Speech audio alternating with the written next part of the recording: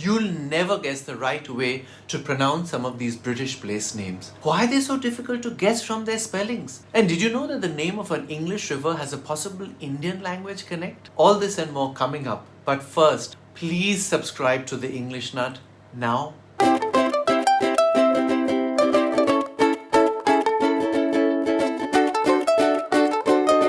If you're visiting the United Kingdom for the first time, you could get lost. Not because it's a huge country. It's quite small actually. But you may not be able to identify in your map the station that's being announced on the train. Or when you ask the natives for directions to a place, you might find them scratching their heads. It's not because British maps are haywire and the locals clueless, but because English place names tend to have bizarre pronunciations that are impossible to predict from the spellings. Nobody's sure why this is the case, but it may be because of the many peoples and languages that invaded England over the centuries, bringing with them their own unique takes on spelling and pronunciation. Another theory is that printers used to be paid for every letter in a word, so it was in their interest to lengthen the spellings of place names. This could well be the case with our first example.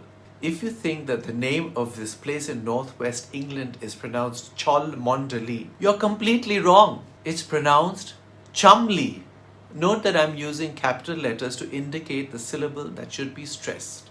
The British aristocracy is known for its titles. Marquis is one of them. A marquis is below a duke and above an earl in status, and there is a Marquis of Chalmonde. Imagine what a tough time he must have had as a child wrapping his head around the difference between the spelling and the pronunciation of his title. By the way, there's a river that's called Isis in one part of England, but it has a different name in London. Can you guess it? It's a name which also has an unusual pronunciation and an interesting story. Stay tuned, it's coming up later. But first, let's go to this place. This one's simple, right? You'd pronounce it Derby, correct? No! It's Derby. Of course, Americans do say Derby. There's a famous horse race called the Kentucky Derby. It's like the word C-L-E-R-K, pronounced clerk by the British but clerk by Americans. I must say the American spellings are a bit more logical in these cases. Gloucester? Gloucester? Gloucester? Wrong. Wrong. Wrong. This city in southwest England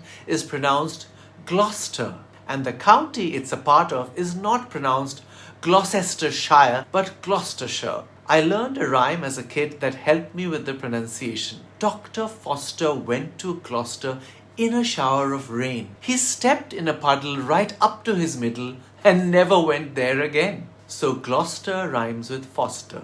Easy mnemonic. This is the name of an area in London and its tube station. In case you don't know, the London Underground Railway is called the Tube. Now, can you guess how to pronounce this name? I'm told that even some Britishers get it wrong. It's not Holborn. That would be too simple. And it's not Holborn. That would be funny.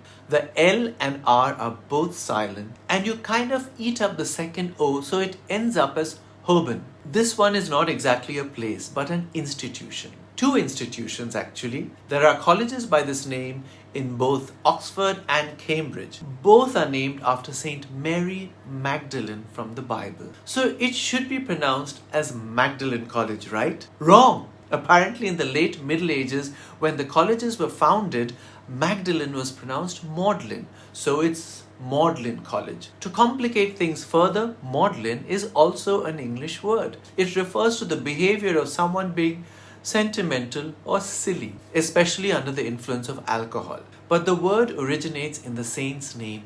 She was the weeping sinner who famously washed the feet of Jesus Christ. Her name came to signify tearful in English. The alcohol connection came later on. Now the weepy word is spelled the way the saint's name used to be pronounced, while the colleges retain the old pronunciation and the original spelling. Clear as mud, right? If you're ever in London, it would be seriously uncool to mispronounce the name of this muddy river. It isn't pronounced Thames, it's Thames. This is London's most important waterway and England's longest river. It has different names in different parts of the country. Isis is one of them. Both Isis and Thames are derived from an older name of the river, Thamesis. Aha!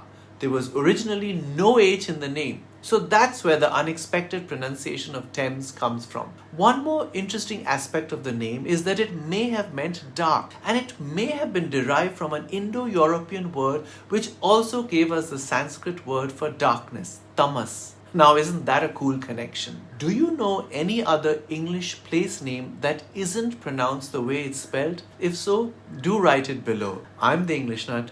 Bye for now. Like this content? Do subscribe, like, comment, share, tag your friends. From one English nut to another, thank you.